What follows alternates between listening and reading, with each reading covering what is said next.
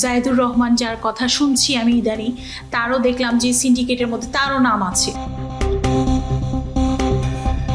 12 তারিখ পর্যন্ত ঠেকায় রাখতে হবে, গভর্নমেন্ট পাওয়ারে আসলে তখন আমাদের জাহিদ ভাই ফুল পাওয়ার। জামাতে ইসলামের ৭১ ভূমিকা কি ছিল? আমাদের স্বাধীনতা বিরোধী ছিল। আর আমি কোট অ্যান্ড কোট সুশীল না, আমি একেবারে পরিষ্কার পলিটিক্যাল অ্যাক্টিভিস্ট। তোমার থেকে নিয়ে আমরা কোথায় যাব? তোমার জিনিস তোমার কাছেই থাকবে। আমি আব্বুকে বোঝাবো এদের কথা না শুনুক, আব্বু আমাদের কাছে ফেরত চলে আসুক।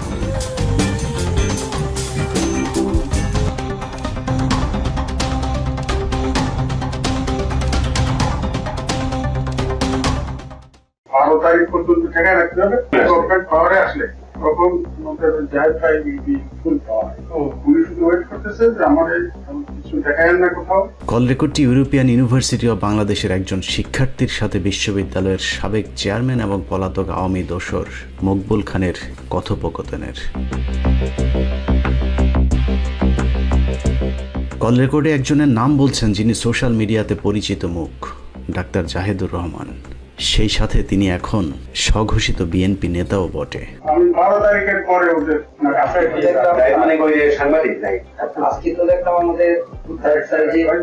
ঘটনার সারসংক্ষেপ বুঝতে হলে একটু পিছন থেকে শুরু করতে হবে। মাসখানেক আগে একটি অনুসন্ধানী প্রতিবেদন প্রকাশিত হয় 15 মিনিটসে। সে অনুসন্ধানে উঠে আসে কিভাবে টকশো বক্তা জাহিদুর রহমান এবং ইউটিউবার মাসুদ কামাল সাবেক ছাত্রলীগ নেতা মঞ্জুরুল আলম পান্নাদের যোগ সাদস্যে ফারজানা আলম নামের এক দেহ ব্যবসায়ী মাঠ কাঁপিয়ে বেড়াচ্ছেন।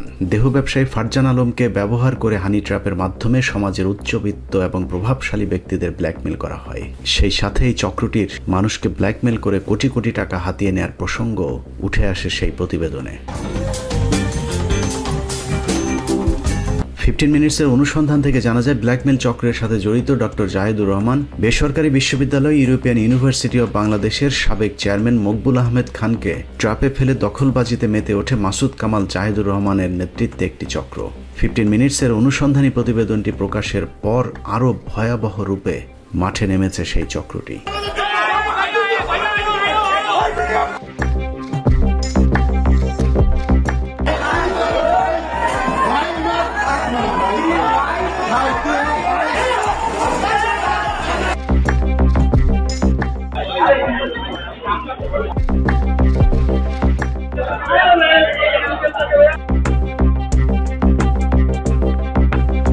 মকবুল খানের পরিবারের লোকজনের কারণে প্রতারক চক্রের প্রথম পদক্ষেপ ব্যর্থ হবার পর জোরপূর্বক বিশ্ববিদ্যালয়টি দখলের পরিকল্পনা করে জাহিদুর রহমান গং।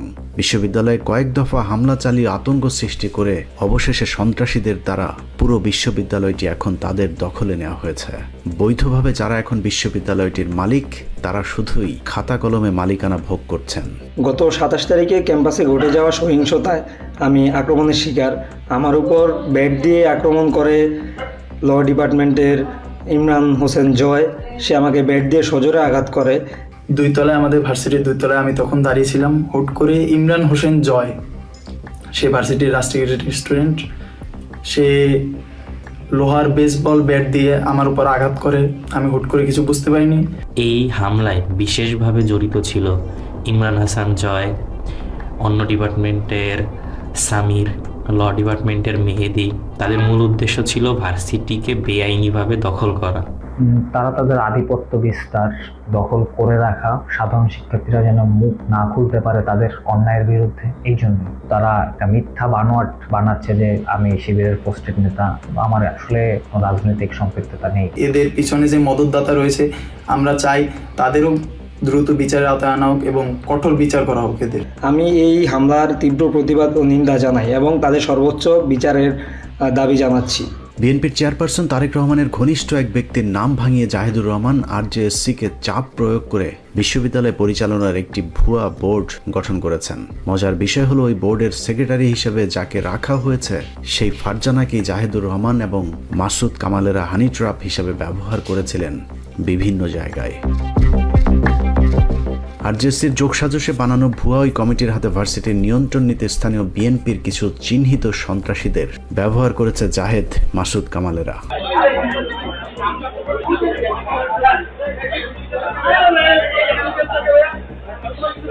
বিএনপির ক্ষমতাকে কাজে লাগিয়ে ভার্সিটির সাধারণ শিক্ষার্থীদের উপর ভয়াবহ আক্রমণ চালানো হয়েছে।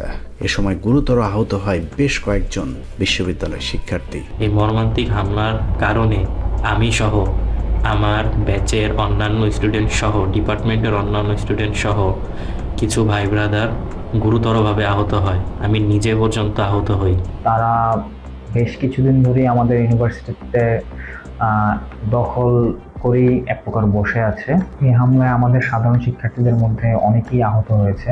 এই পুরো সন্ত্রাসী কর্মকাণ্ডের পেছনে যে সোশ্যাল অ্যাক্টিভিস্ট জাহেদের হাত রয়েছে তার প্রমাণও আমাদের হাতে এসেছে। আমরা একদম রাত পর্যন্ত পুরো সেলিব্রেট নিয়ে যা আছে পুরো ক্যাম্পাস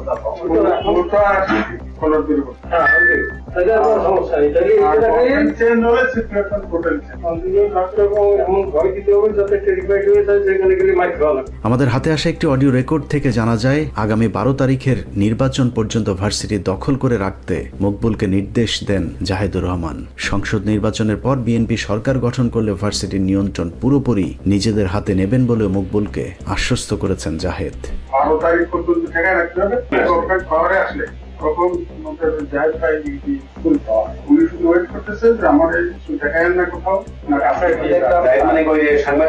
12 তারিখ বিএনপি ক্ষমতায় আসলে কিভাবে বিশ্ববিদ্যালয় নিজেদের দখলে নেওয়া হবে সেই প্রস্তুতির কথাও মকবুলকে জানিয়েছেন জাহেদুর রহমান।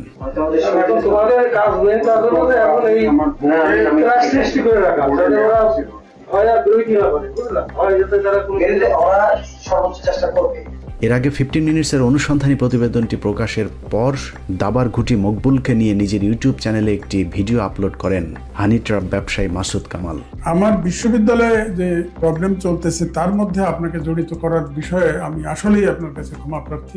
মাসুদ কামালের সেই ভিডিও নিজের সোশ্যাল মিডিয়াতে শেয়ারের পাশাপাশি নিজেও পৃথক আরেকটি ভিডিও নিজের ব্যক্তিগত ইউটিউব চ্যানেলে প্রকাশ করেছেন আরেক হানি ট্রাপ ব্যবসায়ী জাহেদুর রহমান। একটি বেসরকারি বিশ্ববিদ্যালয় ইউরোপিয়ান ইউনিভার্সিটি অব বাংলাদেশের সাথে আমার নাম জড়িয়ে কিছু কথা হয়েছে। দুজনেই তাদের ভিডিওতে মকবুল আহমেদকে ব্যবহার করেছেন।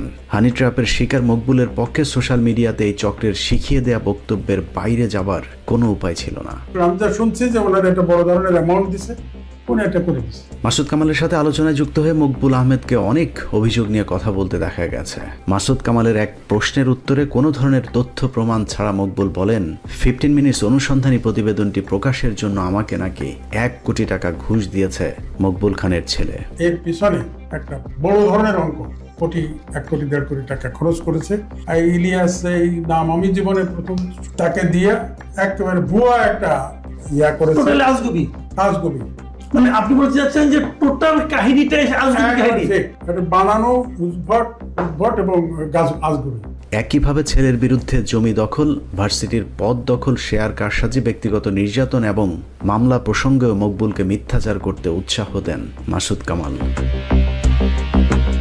নাটক আবেগঘন করতে মাসুদ কামাল মকবুল হোসেনকে বলতে বাধ্য করেন তার ছেলে মেয়েরা নাকি তাকে বাড়ি থেকে বের করে দিয়েছে। তার নিজের পুত্র ওই ভার্সিটিতে একটা কৃত্রিম সংকট তৈরি করে তাকে সেই ভার্সিটি থেকে বের করে দেয়। একমাত্র পুত্র আপনাকে বেসিক্যালি ট্রাস্টি বোর্ড থেকে বের করে দিয়েছেন। মানে আপনি কি আপনার নিজের বাসায় এখন থাকেন না? আমি আমার বাসায় থাকি না। এসব অপপ্রচারের প্রেক্ষিতে আমাদের পক্ষ থেকে মকবুল আহমেদের সাথে বারবার যোগাযোগ করা হলেও তাকে পাওয়া যায়নি। হানি ট্র্যাপের শিকার মকবুল কথা না বললেও ইউরোপিয়ান ইউনিভার্সিটির বর্তমান চেয়ারম্যান এবং মকবুল খানের একমাত্র ছেলে আহমেদ ফরহাদ তানিম সহ মকবুল খানের 2 মেয়ে আমাদের সাথে কথা বলেছেন। ফার্স্ট দেখে আমি অবাক হয়েছি, এই চিঠি দিয়ে আদান প্রদান করে আমার বাবাকে সে একটা জালের মধ্যে আটকে ফেলে। উনি ওইখানে দাবি করছে যে আগের বোর্ডের থেকে আমরা 3-4 মেম্বারকে সরিয়ে দিয়েছি। এটা কখনোই সম্ভব না। এটা আসলে একটা সিন্ডিকেট। ফারজানা আলম, জায়েদুর রহমান এবং মুন্না, পাখি, এরকম আরও অনেক কিছু। মাই রাইট অ্যাবাউট নাও মাই চাচা অ্যাজ ওয়েল, মঞ্জু। মাসুদ কামালের ইউটিউব চ্যানেলে মকবুল আহমেদের করা অভিযোগের বিষয়ে প্রথমেই কথা হয় মকবুল আহমেদ খানের ছেলে এবং ইউরোপিয়ান ইউনিভার্সিটির বর্তমান চেয়ারম্যান ফরহাদ তানিমের সাথে। তিনি বলেন, একজন নারীকে কাজে লাগিয়ে জাহেদ, মাসুদ কামাল গং তাদের পরিবারে অশান্তি তৈরি করেছেন। অনেকে বলে ওনার সাথে আমার বাবার কিছু অবৈধ সম্পর্ক ছিল এবং আমরা এতগুলা চিঠি পাই ওনার লেখা, আমার বাবাকে দেয়া চিঠিগুলোতে উনি বিভিন্ন সময় বিভিন্নভাবে আমার আব্বাকে মানে ইনফ্লুয়েন্স করার চেষ্টা করেছেন, বিভিন্নভাবে ওনাকে মানে উনি অসহায় এরকম বলতে চেয়েছে, উনি বলতে চেয়েছে আমাকে সমাজ গ্রহণ করছে না তোমার জন্য। ওনাকে যে আসলে মিসগাইড করলো এই মহিলাটা, ওনার চিঠিগুলো পড়লে আপনি বুঝবেন ওনাকে আসলে দীর্ঘদিন ধরেই উনি একটা একটা ধোয়ার মধ্যে রেখেছে।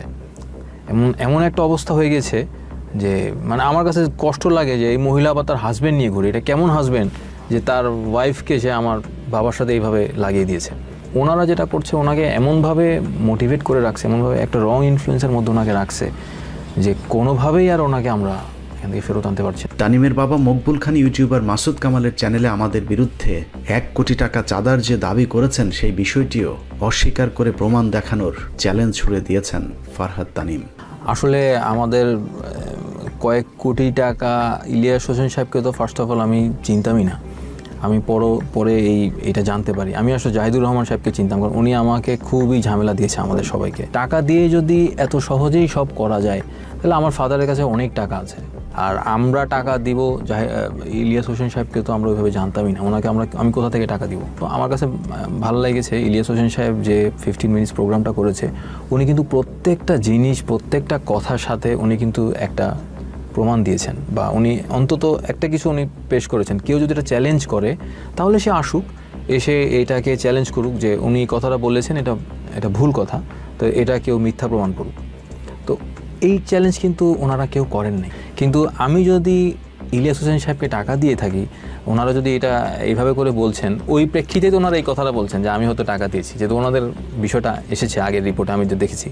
তো ওনারা যেহেতু বলছে আমি যেমন প্রমাণ দিতে পেরেছি, তাহলে ওনাদেরকে আপনাদের বলা উচিত ওনারা প্রমাণ দেখ আমি যে কয়েক কোটি টাকা দিয়েছি, বা 1 কোটি টাকাও যদি দিয়ে থাকি, বা আমি যদি 10 টাকাও দিয়ে থাকি, সেটার যদি কোথাও কোনো প্রমাণ থাকে, এটা তো একটা বড় অঙ্কের টাকা, রাতের অন্ধকারে তো আর দেওয়ার সম্ভব হবে না। তো প্রমাণ যদি কেউ দেখাতে পারে আমি মেনে নিব আমি টাকা দিয়েছি। হ্যাঁ, 24-এর 5 আগস্টের পর ভার্সিটির সাধারণ শিক্ষার্থীদের আন্দোলনের মুখে চেয়ারম্যানের পদ থেকে পদত্যাগ করতে বাধ্য হন মকবুল হোসেন। পরে অন্য বোর্ড মেম্বার এবং শিক্ষার্থীদের চাওয়ার প্রেক্ষিতে ভার্সিটির চেয়ারম্যানের পদে বসেন মকবুল খানের পুত্র ফারহাদ তানিম।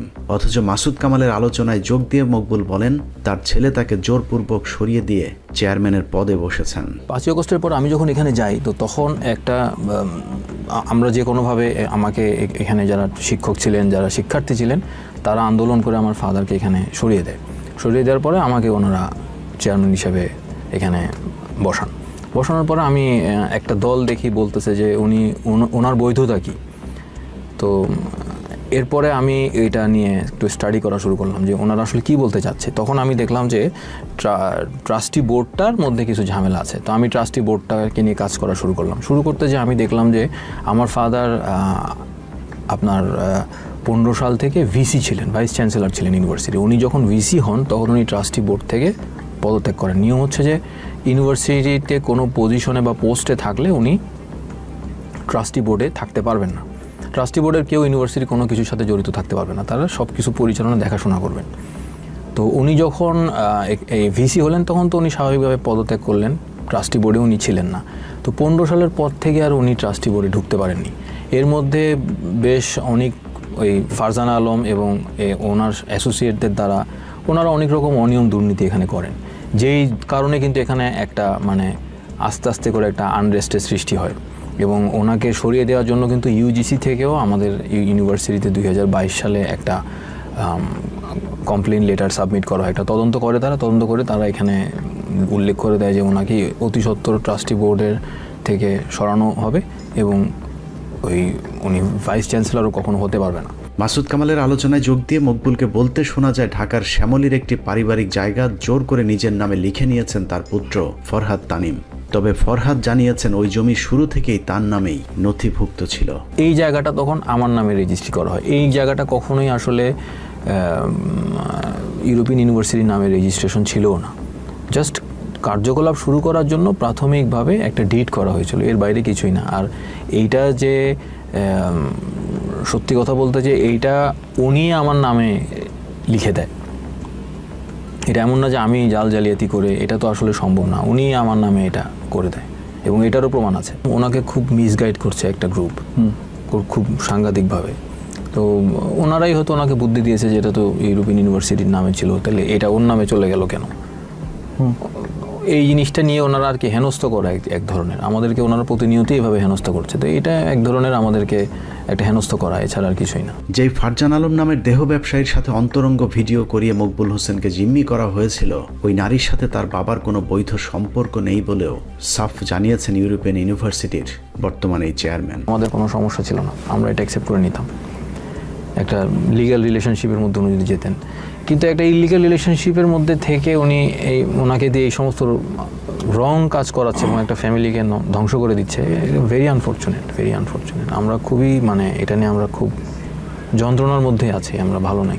মাসুদ কামাল জাহেদ চক্রের ফাঁদে পড়ে বাবা ছেলের বর্তমান অনাকাঙ্ক্ষিত পরিস্থিতিতে মকবুল আহমেদের দুই মেয়ে ও ভাইয়ের পক্ষেই অবস্থান নিয়েছেন।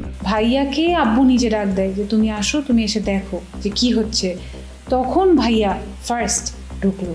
মকবুল আহমেদ খানকে জিম্মি করে জাহেদ, মাসুদ কামালরা নিজেদের স্বার্থেই কৃত্রিমভাবে সংকট তৈরি করে বিশ্ববিদ্যালয়টি দখলের চেষ্টা করছেন এমন দাবি করে মকবুলের ছোট মেয়ে জানান, বিশ্ববিদ্যালয়টি এখন তার ভাইয়ের হাতে নিরাপদ, কারণ তার বাবাকে দায়িত্ব দেয়া হলে পক্ষান্তরে এই বিশ্ববিদ্যালয়টি মাসুদ কামাল এবং জাহেদরাই দখল করে নেবেন। ওদেরকে আব্বু চায় আবার যে ওরা যাতে আবার ঢুকে, আব্বু এটা ডিরেক্টলি বলছে যে আব্বু আসলে আব্বু ওদেরকে নিয়ে আসবে। কিন্তু ওরা আমাদের ইনস্টিটিউশনটা at the end of the day এই ইনস্টিটিউশন বানাইতে আব্বু যে টাকাটা খরচ করছে সেটা তো আমাদের উপরও খরচ করতে হতো। এখন ওরা ইউনিভার্সিটিটাকে পুরো ডুবাই দিচ্ছে, এটা আমরা কিভাবে মেনে নিই? তো ওদেরকে আমরা কিছুতেই রাজি না আনবো না, এটা নিয়েই আব্বু আমাদের সাথে রাগ। এই জন্যই আব্বু এসব কথা বলতেছেন। যারা কন্টিনিউ টাকা নিয়ে খালি খেয়েই গেল এবং আমাদের ইউনিভার্সিটিটা পুরো একেবারে নষ্ট করে, একটা এত বড় ইনস্টিটিউশন স্টুডেন্টদেরকে চিট করে ওরা নষ্ট করে ফেলছিল, তাদেরকে আমরা কোনো অবস্থাতে। একই রকম বক্তব্য দিয়েছেন মকবুল খানের বড় মেয়ে ঈশিতা শবনম খান। তিনি বলেন, বাবার পাশাপাশি তার ভাইকেও ফাঁসানোর চেষ্টা চলছে। মিথ্যা তথ্য ছড়িয়ে সিম্প্যাথি তৈরি করেছে জাহিদুর রহমান মাসুদ কামালের সিন্ডিকেট।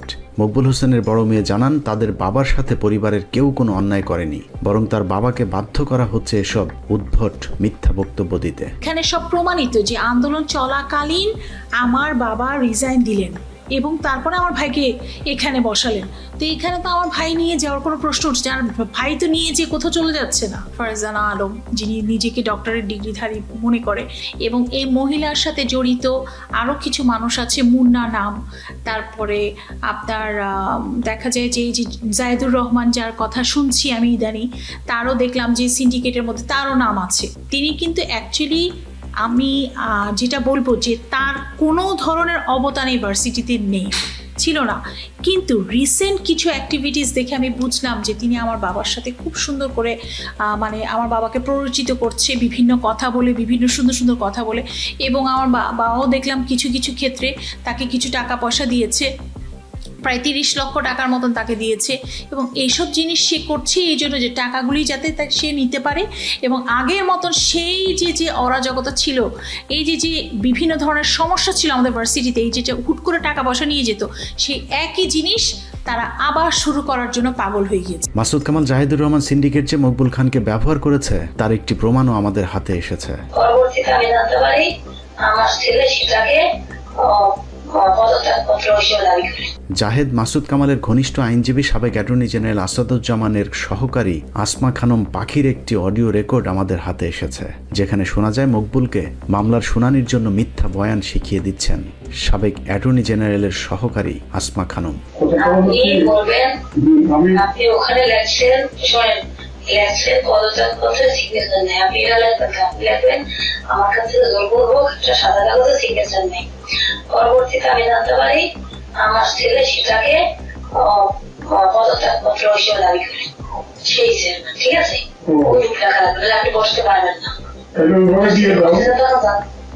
আমি লিখে তৈবে না, আপনার এখন ওইখানে ওই দেখে আবার সই দিতে পারেন না ওই লেখাটা, কারণ নির্দেশন জারিতে লেখা আছে, আমরা কোর্টে যাওয়ার পাইছি ওখানে লেখা যে আমার একটা সাদা কাগজ সিগনেচার নেন, পরবর্তীতে জানি ওখানে ওটা অডিওতে শোনা যায় অনাকাঙ্ক্ষিত পরিস্থিতির জন্য তার ছেলে তানিমকে দায়ী করতে জোর করা হচ্ছে মকবুল খানকে। মকবুল হোসেন খান আদালতে মিথ্যা বয়ান দিতে অস্বীকৃতি জানালে তাকে আরো চাপ দিতে শোনা যায় আসমা খানমকে। এখানে একটা জিনিস আমি বলি, শুনো, এই টোটাল যে ঘটনাটা যখন ঘটে তখন কিন্তু আমার ছেলে একসাথে জড়িত ছিল না কোনোভাবে। আমার কথা শোনো, আমি মালিক না, আমার কথা শোনো, বাস্তবটা শোনো। এরপরে যখন আমি যাওয়া বন্ধ করে দিলাম, প্রায় 15 দিন পরে তারপরে সে যাওয়া শুরু করলে ওরা দেখলো যে সে তো যা শুরু কই তাই শোনে, বুঝছো? এই তখন তারা ওর প্রশংসা করা শুরু করে। শোনেন, আমি যদি না যাই, আমি যদি রিলে না দিই, আমার বাবাকে কিছু করে রিলে যাওয়ার প্রশ্নই ওঠে না। ও তো সেই সময় ইউনিভার্সিটিতে যাইতই না। আপনি ভালোবাসেন, আপনি বুঝেন আপনার কথা। ভালোবাসা না, আমি যেটা আপনাদের ব্যাপার, আপনার বাইরের ব্যাপার, আপনি দেখেন একটা বসতে জানেন না, যেটা বাস্তবে আপনি বোঝেন না, বুঝেন আপনি করেন আইন সম্মত ভাবে করা, আমি সই করি। ওই আল্লাহ আমার কথা বোঝেন, এরা করেন না, ওই সে সব ঠিক আছে, ওই লেখা লাগবে খালি বলবো সাদা কাগজ লিখেছেন না, পরবর্তী তারা মূলত মিথ্যা মামলা দিয়ে ফরহাদ তানিমকে ফাঁসাতেই মকবুলকে দিয়ে তার বিরুদ্ধে একাধিক মামলা করিয়েছেন জাহেদের এই সিন্ডিকেট, যে কাজে সম্পূর্ণ সহায়তা করেছেন অ্যাটর্নি জেনারেলের অফিস। এর মধ্যে বেশ কিছু আছে যে আমাকে তো পার্সোনালি কিছু মামলা, আমার নামে মার্ডার কেসের মামলাও, হাসিনার সময় যে ওনার নামে যে মার্ডার কেসের মামলাগুলো ছিল সেগুলো তো আমাকে ঢুকিয়েছে। জুলাই 5ই আগস্টের পরে যে মামলাগুলো হাসিনার নামে হয়েছে সেই মামলাতেও কিন্তু আমার নাম ঢুকানো হয়েছে, 3টা মামলাতে অবৈধভাবে, যেহেতু আমি তো এটা কিছুই জানি না। ওনার সাথে যারা ওনাকে রংলি গাইড করছে তারাই হয়তো বলছে যে এগুলো তো বাংলাদেশে আসলে করাই যায়, টাকা পয়সা দিয়ে এইসব মামলার মধ্যে ঢুকানো যায়। তো আমি যেমন 145 নম্বর আসামি, একটাতে কোনোটাতে 62 নম্বর আসামি, এভাবে করে আছি আর কি। সামাজিকভাবে সম্ভ্রান্ত পরিবারের মানুষ হয়েও একটি দুষ্ট চক্রের কাছে জিম্মি খান পরিবার। চরম বিভ্রান্তিকর একটি বিষয় নিয়ে নিজেদের অস্তিত্ব সংকটে পরিবারটি নিজেদের মুখ খুলতে বাধ্য হয়েছেন। মকবুল আহমেদ খানের একটি ভুল পুরো পরিবারকে সামাজিকভাবে পথে নামিয়ে দিয়েছে। একদিকে পরিবার, ব্যবসা, অন্যদিকে নিজেদের সম্মান, উভয় সংকটে পড়ে দিক বিদিক ছুটছেন মকবুল খান। অন্যদিকে ভুল ক্ষমা করে দিয়ে বাবাকে আবারও ঘরে ফিরে আসার আবেদন করেছেন মকবুলের 3 সন্তান। তুমি এই ভুল থেকে বেরিয়ে আসো এবং অবশ্যই যদি পরিস্থিতি ভালো হয় আবারও তুমি তোমার সেই পজিশন ফিরে পাবে। এটা কোনো কঠিন কিছু না। তোমার থেকে নিয়ে আমরা কোথায় যাব? তোমার জিনিস তোমার কাছেই থাকবে। তোমার কাছে থাকা মানে তো আমাদের কাছেই থাকা। একজন বাবা তার সন্তানদেরকে বুঝিয়ে দেয়, তো সন্তান তার বাবার থেকে জোর করে এটা কি নিয়ে যাবে, কোথায় নিয়ে যাবে? তুমি আমাদেরকে ভুল না বুঝে আমাদের সহযোগিতা করো, আমাদের সাথে আসো, ইনশাল্লাহ সব ঠিক হয়ে যাবে। আল্লাহ যদি চায় অবশ্যই সব ঠিক হয়ে যাবে। আমি আব্বুকে বোঝাবো এদের কথা না শুনুক, আব্বু আমাদের কাছে ফেরত চলে আসুক। আব্বু কেন মনে করে, কেন ওদের কথা শুনতেছে? আর আমার অসুস্থ বাবা, আমার বাবা এখন আসলেই at the moment right now খুবই অসুস্থ, তার অনেক সর্দি কাশি। যে ফেরত আসো, তোমার নাতি নাতকুররা তোমার কথা জিজ্ঞেস করে সারাক্ষণ, আমাদের লজ্জা লাগে তাদের কাছে যেতে, আমরা বলতে পারি না কিচ্ছু। তুমি ফেরত আসো, তুমি সুস্থ হও, তুমি সুন্দর করে আমাদের সাথে সময় কাটাও। তোমার এখন বয়স হয়ে গিয়েছে, এই শেষ বয়সে তুমি যদি আমাদেরকে সময় না দাও, সারা জীবন তুমি ব্যস্ত ছিলা, তুমি সারা জীবন তোমার কাজ নিয়ে ব্যস্ত ছিলা, তুমি কখনো আমাদেরকে সময় দাও না, এখন অ্যাটলিস্ট সময় দাও আমাদেরকে। মকবুল আহমেদ খানের মতো এরকম আরো কত পরিবারকে ফারজান আলম, মাসুদ কামাল এবং জাহেদ গঙেরা ধ্বংস করে দিয়েছে তা হয়তো তাদের টকশোতে উঁচু গলায় গলাবাজির আড়ালেই থেকে যাবে। জামায়াতের আমির জনাব তারেক রহমানকে বিতর্কে আহ্বান জানিয়েছেন। এখন জনাব তারেক রহমানের কি এই প্রস্তাব গ্রহণ করা উচিত কিনা? উত্তর হচ্ছে কোনোভাবেই না। আমিরের সাথে ডিবেট করে তাকে জাতে তোলার কোনো দরকার জনাব তারেক রহমানের আছে বলে আমি মনে করি। এটা জামাতে ইসলামের 71-এর ভূমিকা কি ছিল? আমাদের স্বাধীনতা বিরোধী ছিল। এখানে আমি তো 96 আওয়ামী লীগকে ফ্যাসিবাদী আওয়ামী লীগ মনে করি না। আমি পেশায় ডাক্তার না, আমি ঘটনাচক্রে ডাক্তারি পাশ করেছিলাম। আমি কোট অ্যান্ড কোট সুশীল না, আমি একেবারে পরিষ্কার পলিটিক্যাল অ্যাক্টিভিস্ট। জামাতের ভোট আমার বিবেচনায় খুব বেশি হলে আপনার 7 থেকে 10% বাংলাদেশে। অন্যদিকে চোখের সামনে একটি পরিবারকে ধ্বংস করে দেয়া এরকম একটি চক্রকে আইনের আওতায় না এনে রাষ্ট্রের সর্বোচ্চ আইন কর্মকর্তার অফিস কিভাবে অনৈতিক কাজে যুক্ত হতে পারে সেটা নিয়েও প্রশ্ন উঠেছে। সেই সাথে প্রশ্ন উঠেছে আর কত মানুষের জীবন গেলে এদেশে আইনের শাসন প্রতিষ্ঠা হবে। অন্যদিকে একটি রাজনৈতিক দল ক্ষমতায় আসার আগেই যদি তাদের নাম ভাঙিয়ে দখলবাজি চলতে থাকে তাহলে তাদের উপর মানুষ কিভাবে আস্থা রাখবে সেই প্রশ্ন থাকলো। আল্লাহ হাফেজ।